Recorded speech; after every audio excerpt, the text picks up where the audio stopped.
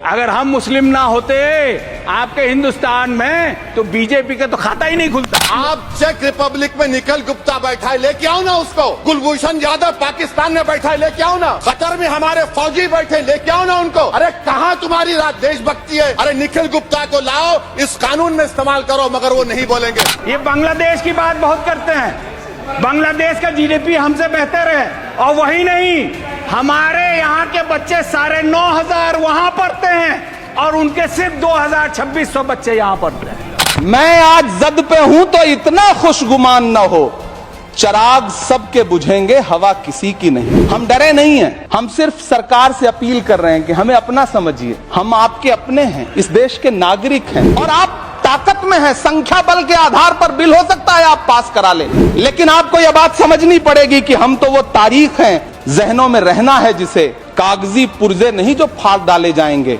जिस जमीन पर मैं खड़ा हूं ये मेरी पहचान है। आप आंधी हैं तो क्या मुझको उड़ा ले जाएंगे?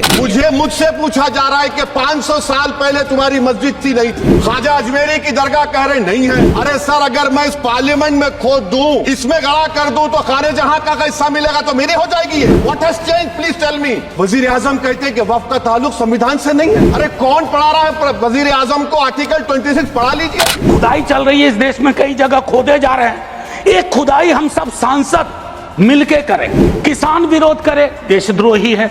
विद्यार्थी विरोध करें, नौकरी के लिए नौकरी मांग रहे हैं आपसे, और कुछ तो नौकरी भी नहीं मांग रहे हैं, परीक्षा समय पर कराने की मांग कर रहे हैं। आप कह रहे हो अराजक है, नक्सल है। 14 का चुनाव, 19 का चुनाव, 24 का चुनाव, जवाहरलाल नेहरू नहीं आ रहे हैं, विपक्ष आ रहा है, कांग्रेस आ रही है। 100 साल आप चुनाव जीतेंगे, लेकिन नेहरू को फिर भी वहां खड़ा पाएंगे। मंदिर बना दिए, हमने ये बना दिए, आप अपनी पीठ थपथपाते रहे। मोदी जी की गारंटी है करके जब उन्होंने कहा तो आप सभी ने तालियां बजाए, बेंच को बजा बजा कर अपने हाथ दुखा दिए। मैं आपसे एक सवाल करना चाहता हूं, आंकड़े आपके ही है, आपने एग्जामिनेशन सिस्टम को तो क्लियर कर दिया है, नौकरियां कितनी है ये बताइए। हाईली क्वालिफाइड बच्चे आज क्लर्क की, चपरासी की नौकरी के लिए अप्लाई कर रहे हैं कि आज पढ़े लिखे बच्चों की हालत ऐसी हो गई है कि पढ़ो फारसी और बेचो तेल, ये हालत हो गई है।